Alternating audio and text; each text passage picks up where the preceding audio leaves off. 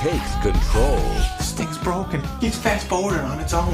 What else? Slow things down for a better look. I know it could.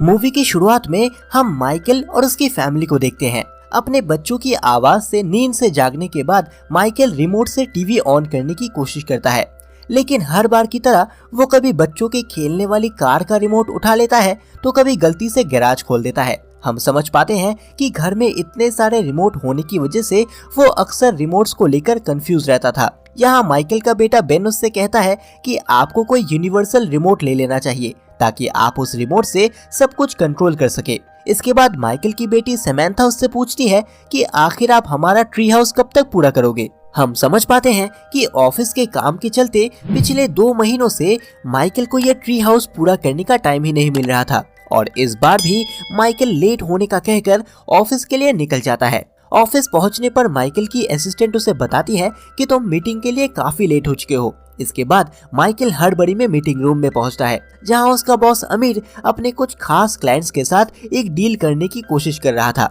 उन लोगों के जाने के बाद अमीर माइकल को जापानीज क्लाइंट्स के लिए एक नया मॉडल बनाने को कहता है। वो कहता है कि अगर तुमने ये प्रोजेक्ट पूरा कर लिया तो जल्दी मैं तुम्हें प्रमोशन दे दूंगा। और ये सुनने के बाद माइकल तुरंत अपने नए प्रोजेक्ट के काम में लग जाता है, जिस वजह से वो अपने बेटे के स्विमिंग कंपटीशन में समय रहते नहीं पहुंच पाता और लेट पहुंचने की वजह से बेन के साथ साथ उसकी वाइफ डोना भी उससे काफी नाराज होती है। यही माइकल की मुलाकात बेन के कोच बिल से होती है, जो कि बेन के साथ एक दोस्त की तरह बातें कर रहा था। हम समझ पाते हैं कि इन दोनों की अच्छी बॉन्डिंग देखकर माइकल को कहीं ना कहीं जलन महसूस हो रही थी। उसी रात माइकल अपने परिवार के साथ एक पार्टी में आता है और यहाँ भी हम माइकल को फोन पर बातें करते हुए देखते हैं। यहाँ उसकी माँ के काफी बार कहने पर भी माइकल अपनी फैमिली के साथ आकर नहीं बैठता। पार्टी से घर लौटने के बाद डोना उससे ट्रिप प्लान करने के बारे में बात करती है। दरअसल इन दोनों ने इसी हफ्ते घूमने का प्लान बनाया था, लेकिन अभी भी माइकल के नए प्रोजेक्ट का काफी सारा काम बचा हुआ था, इसीलिए वो डोना को ये ट्रिप कैंसिल करने को कहता है, जिस वजह से डोना काफी नाराज होती है। और इसी दौरान जब माइकल टीवी ऑन करने के लिए रिमोट उठाता है तो साइड में पड़ा हेलीकॉप्टर उसके सर में आकर बजता है, जिसके बाद माइकल परेशान होकर वहां से निकल जाता है। और अगले ही दिन माइकल एक यूनिवर्सल रिमोट ढूंढने के लिए एक शॉपिंग मॉल में पहुंचता है। काफी ढूंढने पर भी उसे यहाँ ऐसा कोई रिमोट नहीं मिलता जिससे वो अपने घर की हर चीज को कंट्रोल कर सके।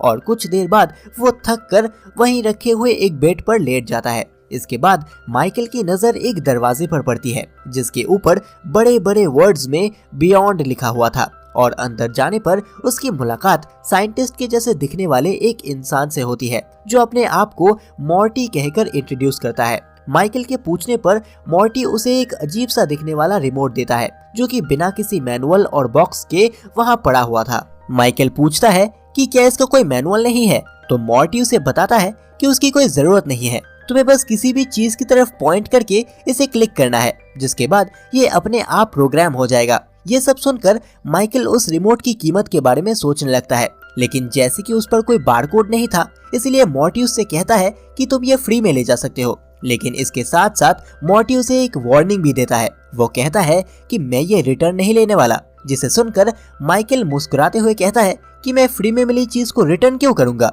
घर पहुंचने के बाद माइकल उस रिमोट को इस्तेमाल करने के बारे में सोचता है, क्योंकि उसे टीवी पर अपने नए प्रोजेक्ट के लिए कोई डॉक्यूमेंट्री देखनी थी, इसलिए वो सबसे पहले टीवी ऑन करके देखता है।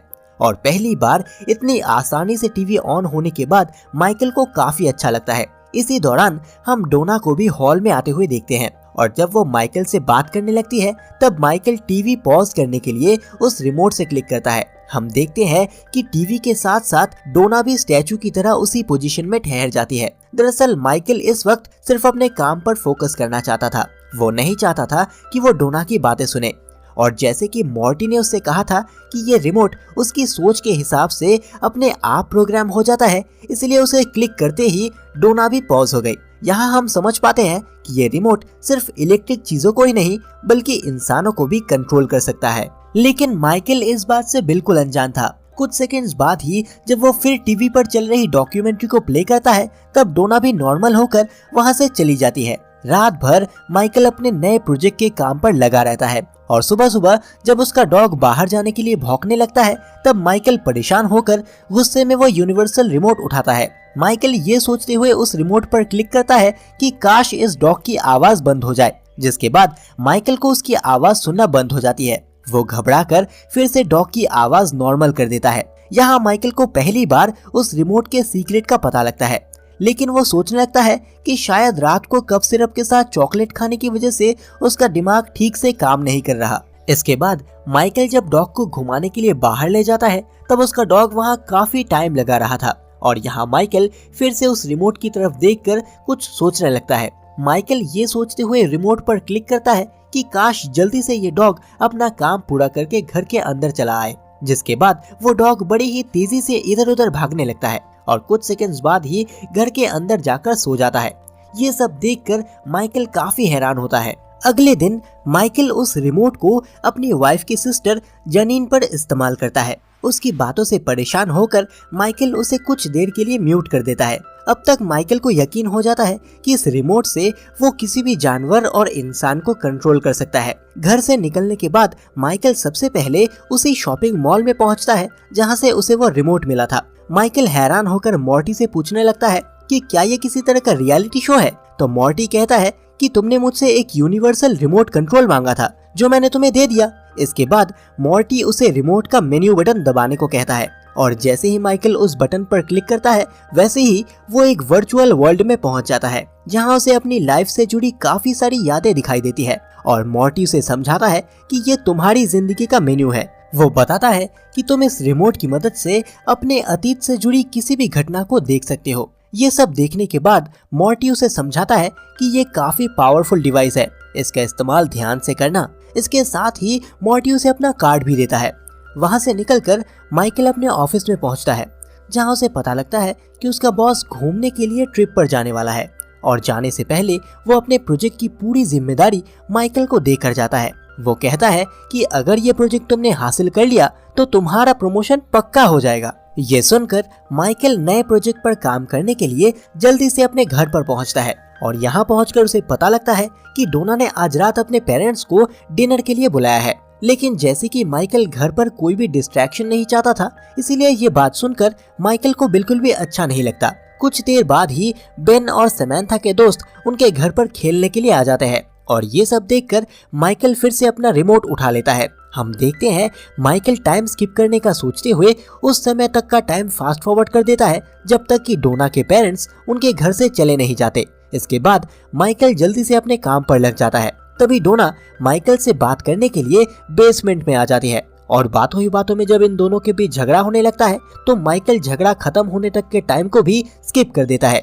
इसी तरह से माइकल डोना के साथ रोमांस करने का टाइम और नहाना भी स्किप कर देता है ताकि जल्दी से जल्दी वो अपना मॉडल पूरा कर सके। यूनिवर्सल रिमोट की ये खूबी देखकर माइकल काफी खुश होता है।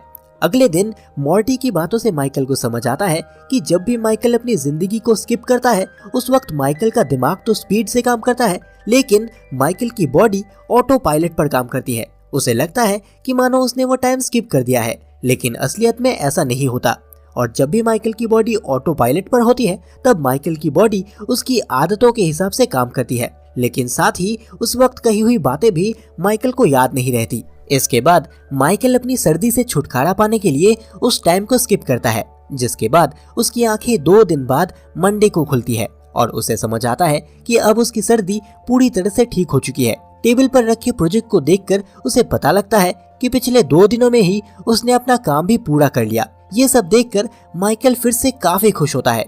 इसी तरह से ऑफिस जाते वक्त माइकल ट्रैफिक में लगने वाला टाइम भी स्किप कर देता है। ऑफिस पहुंचने के बाद माइकल और उसका बॉस अपने नए क्लाइंट्स के साथ मीटिंग करते हैं। कुछ देर तक इंग्लिश में बातें करने के बाद वो लोग ब्रेक लेने के बहाने कुछ बात करने के लिए थोड़ा दूर जाते हैं जहां वो लोग जापानीज में बातें करते हैं और रिमोट की मदद से ही माइकल को समझ आता है कि वो लोग अमीर के आइडिया से बिल्कुल भी खुश नहीं है। थोड़ी देर बाद ही जब वो लोग वापस टेबल के पास आकर बैठते हैं तो माइकल सबके सामने अपने प्रोजेक्ट की फाइल को फाड़ देता है और वो उनकी सोच के हिसाब से एक नया प्रोजेक्ट का आइडिया उन्हें बताता है। हम देखते हैं कि माइकल की बातें सुनने के बाद वो लोग इस डील के लिए मान जाते हैं। ये सब देखकर अमीर खुश होने के साथ साथ माइकल को देखकर थोड़ा हैरान होता है। और माइकल भी ये सोचते हुए घर पहुंचता है कि जल्द ही अमीर उसे अपना पार्टनर बना लेगा। लेकिन अगली सुबह अमीर उसे एक और प्रोजेक्ट के बारे में बताता है। वो कहता है कि ये प्रोजेक्ट पूरा करने के बाद तुम जरूर मेरे पार्टनर बन जाओगे। ये सुनने के बाद माइकल को काफी बुरा लगता है, क्योंकि अमीर ने उसे जापानीज प्रोजेक्ट पूरा करने के बाद प्रमोट करने की बात की थी। ये सब सुनकर माइकल को काफी गुस्सा आता है। सबसे पहले माइकल अपने बॉस को पॉज करके उन पर अपना गुस्सा निकालता है और उसके बाद माइकल तब तक के टाइम को स्किप करने की सोचता है जब तक कि वो अमीर का पार्टनर नहीं बन जाता। हालांकि मॉर्टी उसे ऐसा ना करने की वार्निंग भी देता है, लेकिन घर पहुंचने के बाद जब माइकल नए प्रोजेक्ट पर काम करना शुरू करता है तो वो अपनी फैमिली के फ्यूचर के बारे में सोचने लगता है, जिसके बाद वो अपने आप को रिमोट पर क्लिक करने से नहीं रोक पाता। सीन यही कट होता है और आगे हम माइकल के ऑफिस का सीन देखते हैं, जहां अमीर उसे एज अ पार्टनर प्रमोट होने के लिए कांग्रेट्स करता है। यहाँ उसे समझ आता है कि अमीर ने उसे प्रमोट करने में पूरा 1 साल लगा दिया था और 1 साल बीत जाने की बात का पता लगने के बाद माइकल तुरंत अपने घर पहुंचता है, जहां उसे डोना की बातों से समझ आता है कि पिछले कुछ महीनों से उसकी हालत कुछ ठीक नहीं थी। उसका बिहेवियर काफी बदल चुका था और इसीलिए डोना पिछले कुछ महीनों से डॉक्टर बार्जमैन को अपने घर बुला रही थी ताकि वो माइकल का इलाज कर सके। दरअसल ये सब इसीलिए हो रहा था क्योंकि माइकल पिछले 1 साल से ऑटो पायलट पर था। यहाँ माइकल डोना को वही बात समझाने की कोशिश करता है जिस बात को लेकर इन दोनों में झगड़ा होने लगता है और इसी दौरान अचानक से माइकल के हाथ में पकड़ा हुआ रिमोट एक्टिवेट हो जाता है। इसके बाद माइकल अपने आप को डिनर टेबल पर बैठा हुआ पाता है। हालांकि माइकल को भी ये काफी अजीब लगता है, लेकिन रिमोट को इग्नोर करते हुए माइकल अपने बच्चों से बातें करने लगता है। इसी दौरान जब माइकल को अपने घर एक नया डॉग दिखाई देता है तब उसे समझ आता है कि उसका पालतू डॉग कुछ महीने पहले ही मर चुका है। ये पता लगने के बाद माइकल फूट फूट कर रोने लगता है। माइकल को अचानक से ऐसा इमोशनल होता देख डोना भी थोड़ा परेशान हो जाती है, जिसके बाद डोना उसे गले लगा लेती है। माइकल बार बार कहने लगता है कि अब से मैं इतना काम नहीं करूंगा, मैं बस तुम्हारे साथ रहना चाहता हूँ। इसके बाद माइकल और डोना जब रोमांस करने के लिए बेडरूम में जाते हैं तब वो यूनिवर्सल रिमोट फिर से टाइम को अपने आप स्किप कर देता है और मॉर्टी से बात करने पर माइकल को समझ आता है कि शुरू से लेकर अब तक तुमने जो कुछ भी इस रिमोट से किया है पिछले 1 साल में भी तुमने वही सब दोहराया था। मॉर्टी उसे समझाता है कि जैसे कि ये एक एडवांस इक्विपमेंट है तो ये तुम्हारी प्रेफरेंसेस के हिसाब से अपने आप एक्टिवेट हो जाता है। ये सब सुनकर माइकल कहने लगता है कि मैं हर बार डोना के साथ फास्ट फॉरवर्ड में रोमांस नहीं करना चाहता, मैं उन पलों को जीना चाहता हूँ। तो मॉर्टी उसे याद दिलाता है कि मैंने तुम्हें रिमोट को सही तरह से इस्तेमाल करने की वार्निंग दी थी। यहाँ माइकल उस रिमोट को अपने से दूर करने की कोशिश करने लगता है, लेकिन हर बार वो रिमोट फिर से माइकल की बॉडी से आकर चिपक जाता है। अब चाहकर भी माइकल उस रिमोट को अपने से दूर नहीं कर पा रहा था और ये देखकर मॉर्टी हंसते हुए वहाँ से निकल जाता है। अगली सुबह डोना जब माइकल को नहाने का याद दिलाते हैं तब माइकल घबरा कर कहने लगता है कि नहीं, मैं आज नहाए बिना ही ऑफिस चला जाऊंगा। दरअसल माइकल को अच्छे से याद था कि उसने एक बार नहाने के टाइम को भी फास्ट फॉरवर्ड किया था, लेकिन अब वो अपनी जिंदगी के हर एक पल को जीना चाहता था, इसलिए वो बाथरोब पहनकर साइकिल पर ही ऑफिस के लिए निकल जाता है। हालांकि माइकल को बाथरोब में देखकर अमीर को काफी अजीब लगता है, लेकिन जब वो बातों ही बातों में माइकल का प्रमोशन करके उसे कंपनी का CEO बनाने की बात करता है तब माइकल काफी खुश होता है और तभी अचानक से माइकल की जेब में पड़ा रिमोट भी एक्टिवेट हो जाता है। सीन यही कट होता है और इसके बाद हम 10 साल आगे माइकल के ऑफिस का सीन देखते हैं। हमें समझ आता है कि काम के चलते माइकल ने अपने सोने के लिए भी ऑफिस में ही एक रूम बनाया हुआ था। हालांकि अब वो काफी अमीर आदमी बन चुका था, लेकिन फास्ट फूड खाने की खराब आदत के चलते अब तक वो काफी मोटा हो चुका था। अपनी बॉडी की ऐसी हालत देखकर माइकल भी काफी परेशान होता है। वो सोचने लगता है कि काश उसने अच्छी डाइट लेने पर ज्यादा ध्यान दिया होता। घर पहुंचने पर उसे अपना बेटा बेन दिखाई देता है, जो कि अब काफी बड़ा हो चुका था और वो भी माइकल की ही तरह फास्ट फूड खा खा कर काफी मोटा हो चुका था। माइकल देखता है कि उसकी बेटी समैंथा भी अब बड़ी हो चुकी थी। आगे माइकल को पता लगता है कि अब उसकी वाइफ डोना अपने नए पति बिल के साथ रहती है और इस बात का पता लगने के बाद माइकल डोना से झगड़ने लगता है और फिर से माइकल को रिमोट के एक्टिवेट होने की आवाज सुनाई देती है। लेकिन इससे पहले कि डोना कुछ बोल पाती, माइकल तुरंत डोना के साथ साथ बिल को भी पॉज कर देता है। इसके बाद मॉर्टी अचानक से उसके सामने प्रकट होता है।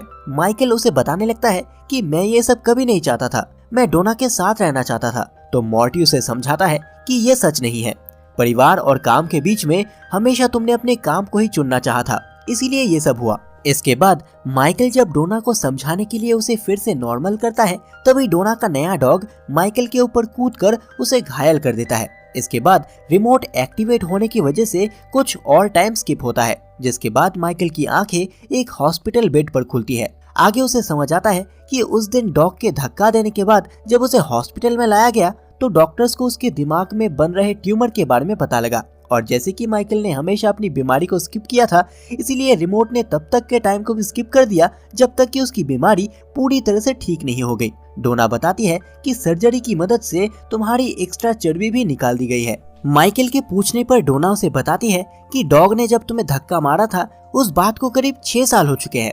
हॉस्पिटल से निकलने के बाद माइकल निराश होकर अपने ऑफिस में पहुंचता है, जहां उसे अपना बेटा बेन दिखाई देता है। बेन को फिट देखकर माइकल को थोड़ी खुशी होती है। जब बेन अपने काम में बिजी होता है तब माइकल कहने लगता है कि मैं तुम्हें आइसक्रीम खिलाने ले जाऊंगा, हमें साथ में कुछ वक्त बिताना चाहिए। ऐसे ही माइकल जब बेन से उसके ग्रैंड पेरेंट्स के बारे में जिक्र करता है तब बेन उसे याद दिलाते हुए कहता है कि क्या आपको नहीं पता कि दादाजी अब नहीं रहे, उन्हें गुजरे काफी वक्त हो चुका है। ये सुनकर माइकल रोने लगता है। इसके बाद माइकल अपने डैड की कब्र के पास पहुंचता है।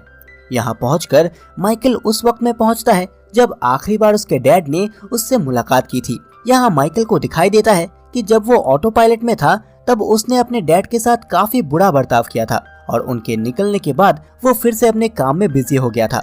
ये सब देखकर माइकल को अपने आप पर ही काफी गुस्सा आता है। वो कहने लगता है, तुम इतने बदतमीज कैसे हो सकते हो। कुछ देर बाद जब माइकल फिर से प्रेजेंट में आता है तो अपने पीछे उसे मॉर्टी की आवाज सुनाई देती है। मॉर्टी उसे सॉरी कहते हुए बताता है कि मैं उन्हें ले जाना नहीं चाहता था, लेकिन मुझे ये करना पड़ा। यहाँ मॉर्टी के बातों से माइकल को समझ आता है कि मॉर्टी दरअसल एक एंजल है, एक मौत का एंजल। और ये सब सुनकर माइकल घबराते हुए फिर से रिमोट पर क्लिक करता है, और जैसे कि उसने किसी अच्छी जगह पर आने का सोचा था तो वो अपनी बेटे की शादी में पहुंच जाता है। उसे समझ आता है कि अब वो और भी ज्यादा बूढ़ा हो चुका है। यही उसे अपनी माँ भी दिखाई देती है, और अपनी माँ को जिंदा देखकर माइकल को काफी सुकून पहुंचता है। यहाँ जब माइकल फिर से अपनी पत्नी को बिल के साथ देखता है तो उसे काफी बुरा लगता है। ऐसे ही जब उसकी बेटी सैमंथा बिल को डैड कहकर बुलाती है तो उसे अचानक से एंजाइटी होने लगती है, और हार्ट अटैक आने की वजह से माइकल वहीं बेहोश हो जाता है। जिसके बाद माइकल की आंखें हॉस्पिटल में खुलती है। आंखें खुलने पर वो अपने सामने मॉर्टी को देखता है। वो बड़बड़ाते हुए पूछने लगता है कि आखिर मेरी जिंदगी बर्बाद करके अब तक तुमने मुझे जिंदा क्यों रखा है। इस पर मॉर्टी उससे कहता है कि मुझसे मिलने से पहले भी तो तुम यही कर रहे थे। तुम पहले भी अपनी जिंदगी को फास्ट फॉरवर्ड में डाल रहे थे। हर बार तुमने अपने काम और परिवार के बीच में से अपने काम को पहल दी है। कुछ देर बाद ही बेन और सैमंथा भी उससे मिलने के लिए वहां आते हैं, और अपने बेटे की बातों से माइकल को पता लगता है कि अपनी शादी के बाद हनीमून पर ना जाकर बेन किसी बिजनेस मीटिंग पर जाना चाहता है। इस बात का पता लगने के बाद माइकल बड़बड़ाने लगता है कि तुम्हें अपनी वाइफ के साथ जाना चाहिए, तुम उसके साथ गलत कर रहे हो। दरअसल माइकल नहीं चाहता था कि जो गलतियां उसने अपनी लाइफ में की थी उसका बेटा भी उन्हीं गलतियों को दोहराए। इसी के साथ माइकल के दिल की धड़कनें भी बढ़ने लगती है। तभी डॉक्टर्स उन दोनों को यहाँ से जाने का कहकर वहाँ से बाहर भेज देते हैं। हम समझ पाते हैं कि माइकल इस वक्त चलने की हालत में नहीं था, लेकिन इसके बावजूद भी वो अपनी बॉडी पर लगी मशीनों को हटाकर अपने बेटे का पीछा करने लगता है। मॉर्टी उसे बताता है कि वो मशीन्स तुम्हें जिंदा रखे हुए हैं, इस तरह अपनी जिंदगी को खत्म मत करो। लेकिन माइकल उसकी बातों को नजरअंदाज करते हुए बाहर की तरफ जाने लगता है, और जब दर्द के कारण बेहोश होकर माइकल जमीन पर गिरता है तब बेन की नजर उस पर पड़ती है। वो भागकर अपने डैड के पास पहुंचता है। अब तक डोना और बिल भी यहाँ पहुंच चुके थे, जो कि माइकल को देखने के लिए हॉस्पिटल में आए थे। हम देखते हैं कि माइकल को सांस लेने में काफी तकलीफ हो रही थी, लेकिन मरते वक्त माइकल बेन को बताने लगता है कि जिंदगी में सबसे अहम परिवार होता है। इसी तरह से वो अपनी पत्नी डोना का हाथ पकड़कर अपनी जेब से एक नोट निकालता है। दरअसल ये वही नोट था जो माइकल ने एक डेट के दौरान डोना को प्रपोज करने के लिए लिखा था, जिसके जवाब में डोना हाँ कहती है। तभी मॉर्टी माइकल के पास आकर कहता है जाने का वक्त हो गया, जिसके बाद हम माइकल को मरते हुए देखते हैं। सीन यही कट होता है, और इसके बाद माइकल की आंखें उसी शॉपिंग मॉल में खुलती हैं जहां पर वो रिमोट ढूंढने के लिए गया था। माइकल घबराकर पूछता है कि आखिर मैं कहाँ हूँ, तो वहाँ काम करने वाला लड़का उसे बताता है कि आप इस वक्त शॉपिंग मॉल में हैं, शायद सोते वक्त आप कोई भयानक सपना देख रहे थे। जब माइकल अपने आप को शीशे में देखता है तो उसे समझ आता है कि उस यूनिवर्सल रिमोट और मॉर्टी का मिलना सिर्फ एक बुरा सपना था, और अपने आप को फिर से जवान देखकर माइकल पागलों की तरह मॉल में ही उछलने लगता है। घर पहुंचने के बाद माइकल सबसे पहले अपने पेरेंट्स के पास जाता है। बच्चों की तरह रोते हुए वो अपने डैड से कहने लगता है कि मैं आपसे बहुत प्यार करता हूँ। इसके बाद वो बर्तन की आवाज से अपनी वाइफ और बच्चों को भी जगा देता है। हम देखते हैं कि वो अपनी वाइफ और बच्चों से इस तरह मिलता है जैसे कि उसे एक नई जिंदगी मिली हो। वो बेन को बताता है कि इसी हफ्ते हम दोनों ट्री हाउस पूरा करेंगे। वो बताता है कि हम सभी कल कैंपिंग पर जा रहे हैं। ऐसे ही जब माइकल कल की ट्रिप की प्लानिंग कर रहा था तो उसे टेबल पर वैसा ही यूनिवर्सल रिमोट दिखाई देता है जैसा उसने सपने में देखा था, जो कि मॉर्टी नाम के ही किसी आदमी ने उसके लिए भेजा था। लेकिन अब की बार माइकल उस रिमोट को इस्तेमाल ना करने का फैसला करता है और माइकल उसे डस्टबिन में डाल देता है। इसके बाद वो चेक करता है कि कहीं फिर से वो रिमोट उसकी बॉडी से तो नहीं चिपक गया। और इसी सीन के साथ ये मूवी खत्म